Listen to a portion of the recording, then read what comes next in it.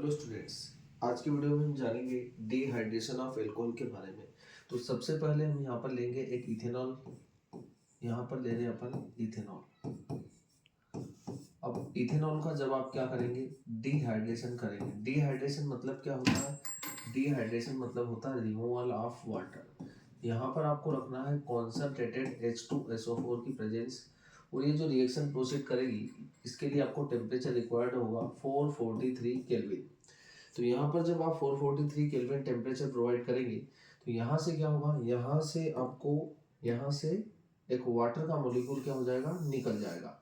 और वाटर का मॉलिक्यूल निकलने पर क्या होगा, वाटर का मॉलिक्यूल निकलने पर ये होगा कि यहाँ पर कार्बन और कार्बन के बीच में डबल बॉन्ड आ जाएगा। तो आपको क्या करना है, HCH डबल बॉन्ड, इन दोनों कार्बन के बीच में डबल बॉन्ड्स जनरेट हो जाएगा। फिर यहाँ पर क्या होगा, H और यहाँ पर भी H, और ये जो H2 निकल रहा है इसको आपको यहाँ पर लिख देना है। तो यहाँ पर हमारे पास बन जाएगा इथीन। तो ये जो रहेगा इथेनॉल से बन जाएगा इथीन। अब हमें इसके मैकेनिज्म के बारे में जानते हैं। तो यहाँ पर हम देखेंगे इसका मैकेनिज्म, यहाँ पर हम लिखेंगे मैकेनिज्म। अब मैकेनिज्म में क्या होगा, सबसे पहले जो H2SO4 होगा ये क्या होगा, ब्रेक होगा। तो यहाँ पर H2SO4 को आपको ब्रेक करना है। H2SO4 ब्रेक होगा तो यहाँ पर आपको मिलेगा क्या, H plus and HSO4 minus. ठीक है।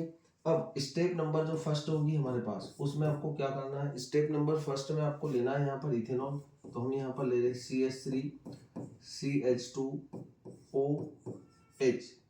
यहाँ पर ऑक्सीजन के पास क्या होंगे, दो लोन पेयर प्रेजेंट होंगे, और यहाँ पर जो H2SO4 डिसोसिएट हो रहा है तो आपको क्या मिल रहा है, H प्लस मिल रहा है। तो इस H प्लस को आपको इसके साथ में लिख देना है। तो यहाँ पर हमारे पास होगा H प्लस। ठीक है। अब H प्लस, इसके पास इलेक्ट्रॉन्स की क्या है, इसके पास इलेक्ट्रॉन्स की जो है वो, इसके पास इलेक्ट्रॉन्स की कमी है और इसके पास इलेक्ट्रॉन एक्स्ट्रा है। तो ये अपने दोनों लोन पेयर क्या करेगा, इस H प्लस को देगा, और H प्लस को देने के बाद आपके पास क्या बनेगा, यहाँ पर CH3 CH2OH, और एक H ये भी जुड़ जाएगा इसके साथ। तो यहाँ पर आपको H भी जोड़ देना, और इस ऑक्सीजन के ऊपर एक लोन पेयर रहेगा तो पॉजिटिव चार्ज आ जाएगा। अब आपको पता है कि ऑक्सीजन कभी भी 3 बॉन्ड नहीं बनाता है, पर यहाँ पर आपको दिख रहा होगा कि ऑक्सीजन ने 3 बॉन्ड फॉर्म किए जिससे ये अनस्टेबल हो जाएगा।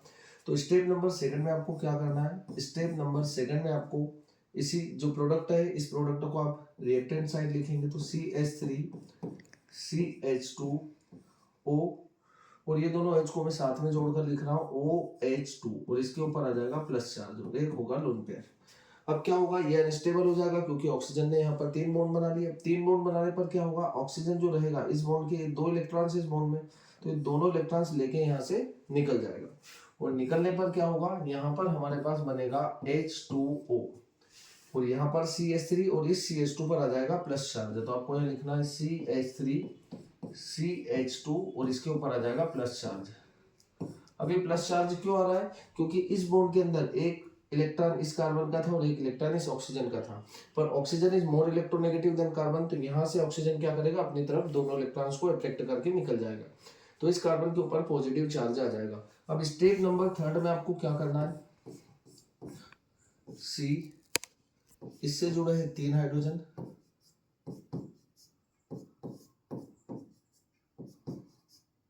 और इसके ऊपर आ जाएगा प्लस चार्ज।